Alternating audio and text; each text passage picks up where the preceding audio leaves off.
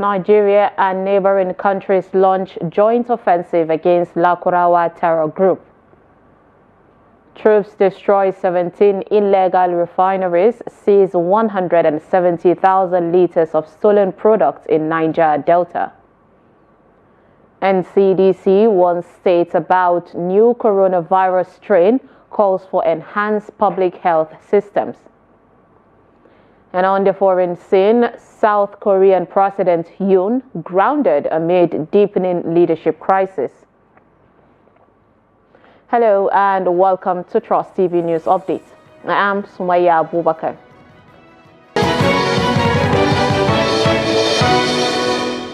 Thank you for joining us and the details. The Nigerian army and their counterparts in Chad, Niger and other neighboring countries have commenced joint patrols to contain cross-border threats posed by the Lakurawa terrorist group. The collaborative efforts aims to restrict the movement of the group, which has been linked to heinous criminal activities in the northern part of Nigeria and its neighbors. The Lakurawa group, affiliated with terrorists in the Sahel, particularly from Mali and Niger Republic, became a national security challenge after launching its first audacious attack on November 4th. The new terror group set up camps in 10 local government areas of Sokoto and Bauchi states before its operations became known to the public 3 weeks ago. According to sources, members of the terror group initially established camps in villages bordering Nigeria and Niger Republic, including Guanaguno, Mulawa, Wasinya, and Turigai communities. They eventually infiltrated Nigeria and set up camps in different communities, especially in Gudu and Tangaza local government areas of Sokoto in 2018. The troops of Joint Task Force Southeast Operation Udoka have carried out clearance operations in camps of the indigenous people of Biafra and Eastern Security Network, apprehending 2 suspected terrorists. The spokesperson for the task force, Lieutenant Colonel Jonah Onuakalu, disclosed this in a statement on Sunday in Enugu. Onuakalu said in continuation of its clearance operations, the troops cleared the IPOB and the ESN camp at Ohuala Aku in the Okigwe local government area of Imo State. He listed items recovered to include 1 G3 rifle, 2 pump-action rifles, 3 Dane guns, 1 locally fabricated pistol, 1 MG belt, 2 AK-47 rifle magazines, 12 rounds of 5.56 mm ammunition, and 5 rounds of 7.62 mm NATO ammunition. Other items are a sack containing a human skull, 1 Toyota Hilux vehicle, 6 radio chargers, 20 car keys, and 1 Bofang radio.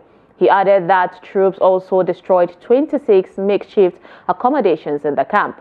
Onuakalu also said the troops of Sector 2 arrested 2 suspects terrorizing the general area of Okosi community of Ebonyi and recovered 2 locally fabricated pistols, 9 live cartridges, and 1 motorcycle.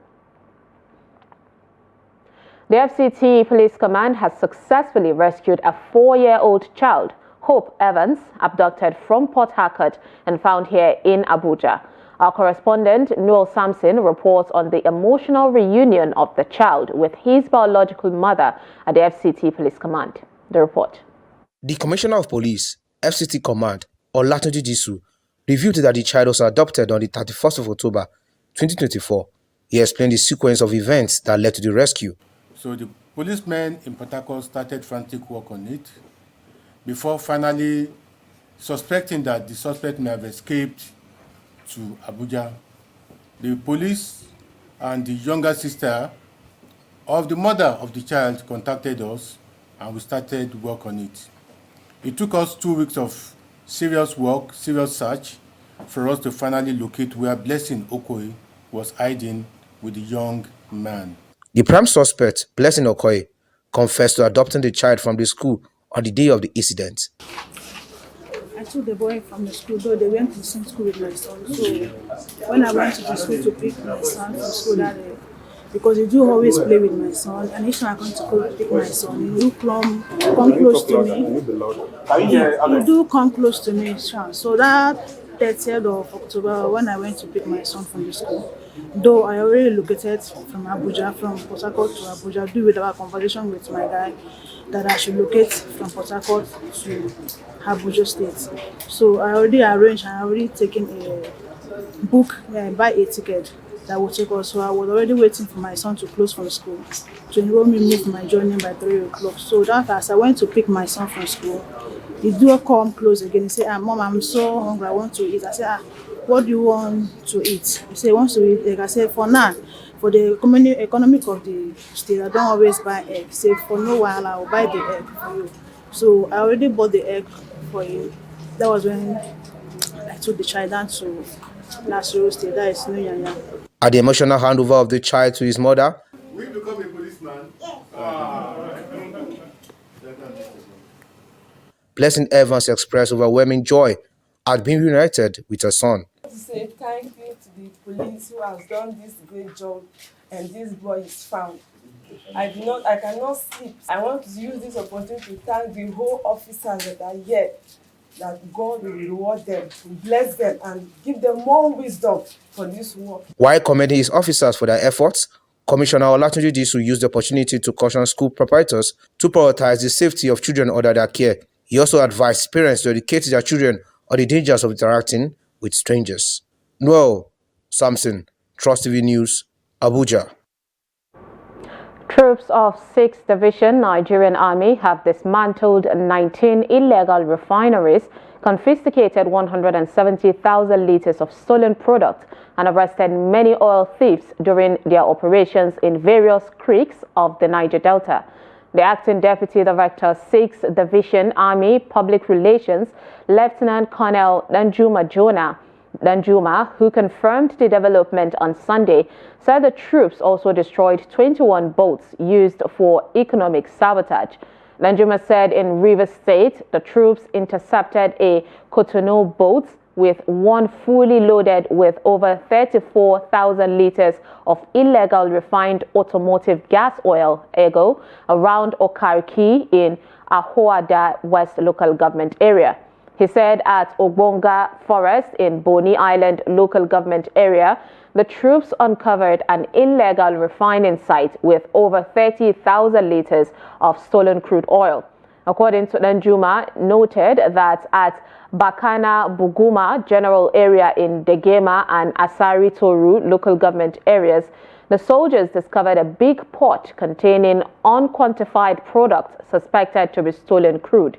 He said in Okrika local government area, the troops discovered an illegal connection to point with a valve on NNPC pipeline with about 2,000 meters of 3 inches hose connected to a storage pit containing over 20,000 liters of stolen crude.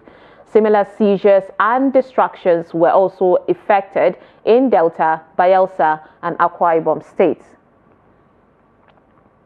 The Secretary to the Government of the Federation, the SGF, Senator George Akume, has asked northern political bigwigs warming up to contest the 2027 presidency to shelve their ambition and wait till 2031, when President Bola Ahmed Tinubu would have completed his second term of office.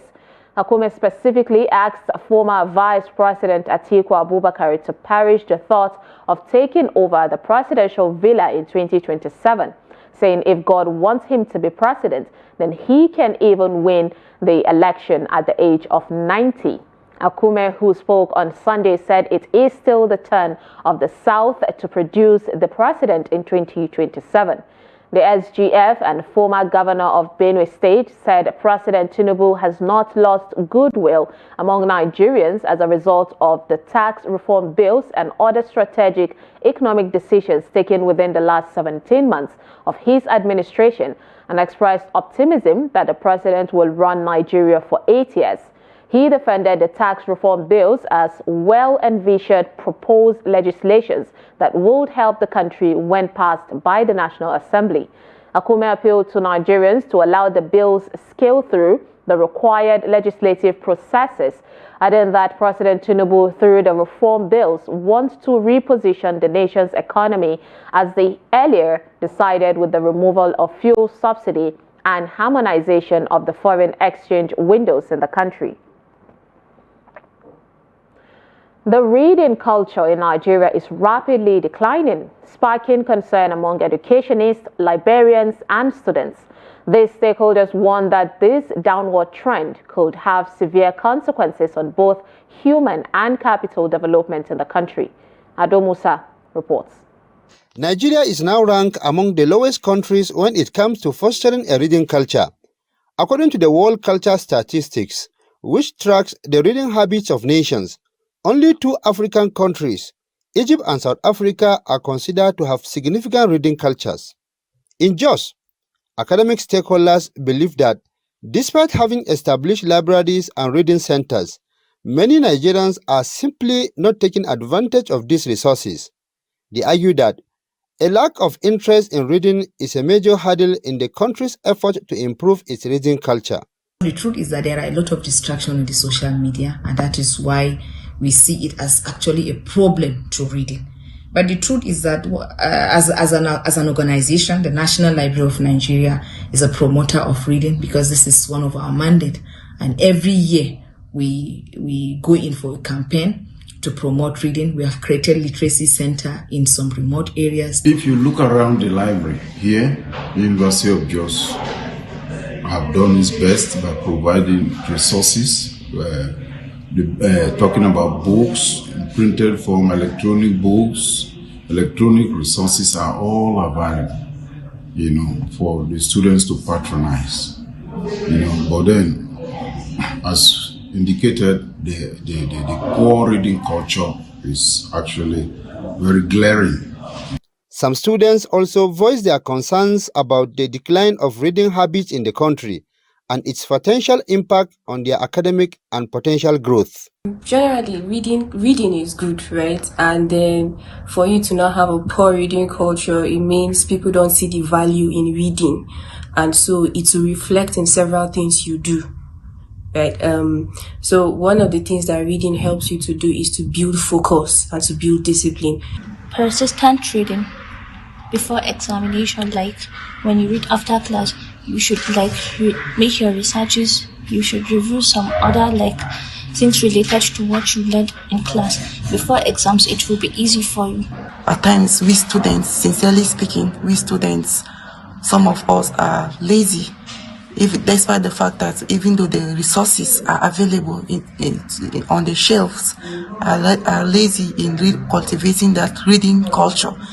So, what can be done to reverse this trend and encourage a stronger reading culture in Nigeria? I also advise parents. Parents can buy gifts of books instead of buying sweet chocolate, biscuit, and the rest. I think buying books to your children will also make these children to read. I also gone are the days when our parents will sit us down, read stories for us. I think that too can also help. Why? Because by the time you sit your children down, read stories to them, share, you also challenge them to also read a story and then explain it to you. Educationists warn that the country's poor reading culture is depriving young people of the critical thinking and analytical skills necessary for personal and academic success. They stress the importance of nurturing a reading habit in order to prepare future generations for the challenges ahead.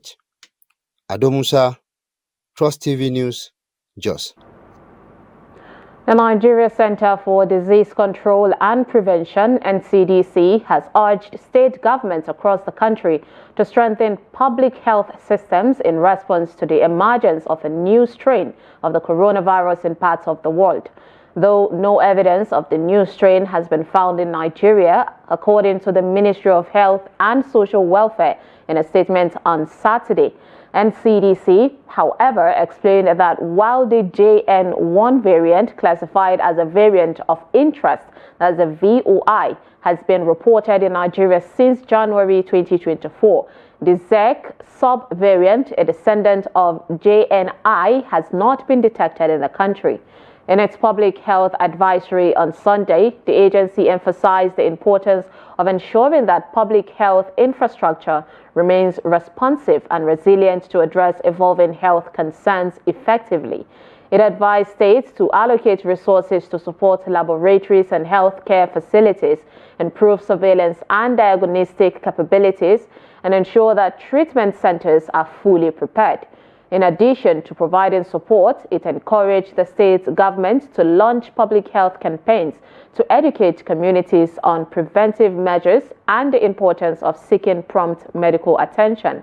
The advisory follows concerns raised by reports of the SARS-CoV-2 SEC subvariant, a descendant of the Omicron lineage, which has been detected in several countries, including Australia. Deputy Superintendent of Customs pilot Olanike Balogun has made history as the first female pilot in Nigerian Customs Service, the NCS, charting a path of resilience and breaking barriers in aviation.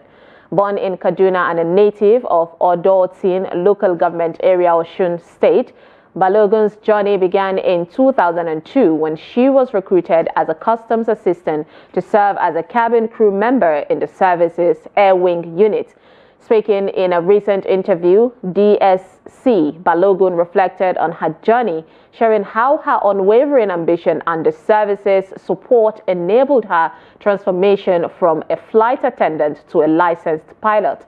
Balogun's career milestones include earning an advanced diploma in air ticketing and cabin services, a master's in public administration from Ahmadu Bello University, and eventually securing her pilot certification from the Flying Academy in Miami, Florida, with the NCS sponsoring her training. DSC Balogun asserted that being the first female pilot in the NCS Air Wing is credited to inspiring women within and beyond the service. The Controller General of Customs, Adewale Adeniyi, in a statement commended her dedication and described her achievement as a testament to the service's commitment to capacity building and innovation. Now moving on to more stories. The rising cost of living is compelling many families in Gombe State to reconsider traditional wedding practices. In response, both parents and Islamic clerics are exploring ways to simplify wedding rituals in order to ease the financial burden on the families involved. Economic hardships have made it increasingly difficult for the bride's family to bear the cost of furniture and other domestic items, leading to calls for the groom to take on more responsibility. Hassan Kohli reports from Gombe. In House of Fulani traditions, weddings have long been a time of joy and celebration. However, for many families, the financial strain tied to traditional wedding requirements is becoming overwhelming. Stakeholders agree that the current economic realities are forcing a shift in these customs. Traditionally, the bride's family is responsible for providing furniture, kitchenware, and other essential domestic items to prepare her for marriage. However, the skyrocketing cost of these items have made it difficult for many families to fulfill these traditional obligations, pushing them into financial strain. Iyayen yara, ‘ya'ya mata, in suka tashi aurarwa, suna jin jikin da baka tunani. The best solution is for both parties to take into account the economic conditions and work together to ensure that no one suffers from the marriage arrangements. This tradition is no longer practical and should end for the benefit of everyone. Islamic clerics in the state are leading efforts to simplify wedding requirements. They are encouraging families to focus on the essentials and to avoid unnecessary expenses, ensuring that marriage remains accessible for both the bride and groom. Islam promotes simplicity in marriage. We are urging families to reduce unnecessary costs and focus on what truly matters, making marriage accessible to all. The groom can also share the responsibility of providing domestic tools, as this is part of building a home together. I know of a father who sold his shop just to marry off his daughter. There are many cases like this. In the current economic climate, such sacrifices are unsustainable. Fathers should reconsider their approach and follow Islamic teachings.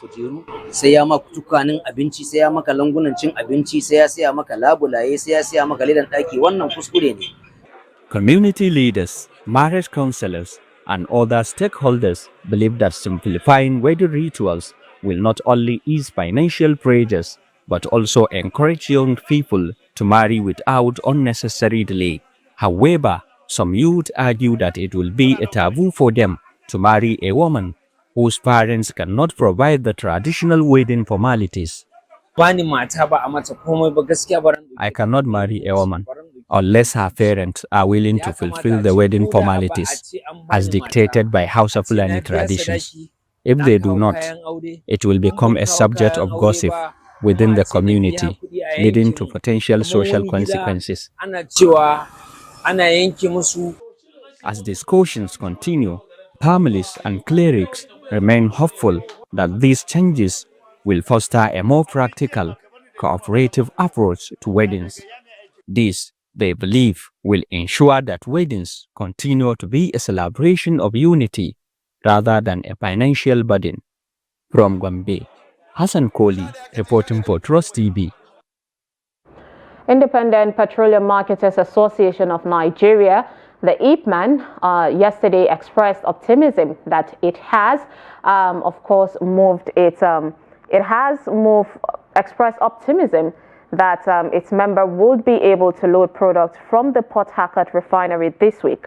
The NNPC Limited owned 60,000 barrels per day refinery, which commenced operations last week, is said to be refining at 70% capacity. The Public Relations Officer IPMAN, Chief Chinedu Okadike, said the refinery currently supplies only NNPC retail and a few marketers. Okadike explained that with the expected increase in the supply of petroleum products from the refinery, independent marketers were expected to load products from the facility. He also disclosed that marketers were now lifting directly from Dangote refinery after the deal reached with the management and the decision of the refinery to reduce the minimum bulk purchase for marketers to 2 million liters for petrol. Okadike pointed out that getting access to load directly from the refineries has made the market more competitive, as independent marketers are now able to compete with other major marketers. The chairman of the Independent National Electoral Commission, INEC, Mahmoud Yakubu, on Sunday commended Ghana's electoral process, highlighting its innovations and political stability as key factors in the smooth conduct of the elections.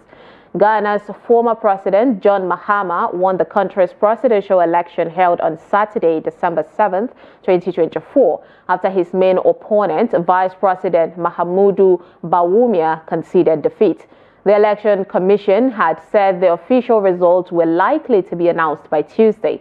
The INEC chairman, who monitored the election and spoke in a short video, observed the political stability inherent in Ghana's democracy, noting the consistency of its political party structures and voter loyalty. Yakubu cited the perseverance of the main opposition candidate, a former vice president and president, who contested multiple elections before achieving success. The INEC chairman also noted that Ghana's approach to managing results at the constituency level, inspired by Nigeria, has improved the efficiency of the electoral process.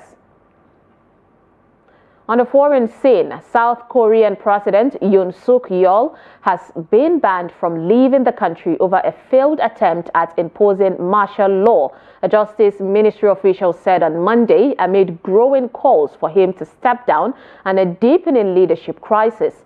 Yoon has apologized for the botched attempt and said that he was leaving his political and legal fate to his ruling People Power Party, PPP, but has not resigned. He has become a subject of criminal investigation, according to local media reports. On Monday, the Defense Ministry said Yoon was still legally commander-in-chief, but growing dissent among senior military officers against the president has thrown into question his grip on power. Oh Dong-woon, the head of the Corruption Investigation Office for high-ranking officials, said that he had banned Yoon from foreign travel when asked at a parliament hearing what action have been taken against the president. A Justice Ministry official, Bae Sang-op, told the committee the travel ban order had been executed. While Yoon survived an impeachment vote in Parliament on Saturday, his party's decision to delegate presidential authority to the Prime Minister has plunged the key U.S. ally into a constitutional crisis.